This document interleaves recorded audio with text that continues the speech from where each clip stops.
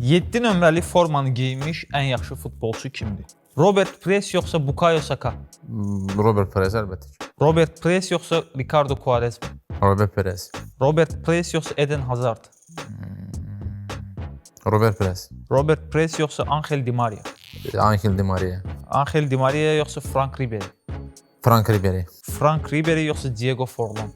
Frank Ribery. Frank Ribery yoxsa Bastian Schweinsteiger? Ribery. Frank Ribery yoxsa Edison Cavani? Ribery. Frank Ribery yoxsa Luis Figo? Ribery. Frank Ribery yoxsa Antoine Griezmann? Ribery. Frank Ribery yoxsa David Beckham? David Beckham. David Beckham yoxsa Raul Gonzalez? David Beckham. David Beckham yoxsa Andrei Shevchenko? Andrei Shevchenko. Andrei Shevchenko yoxsa Eric Cantona?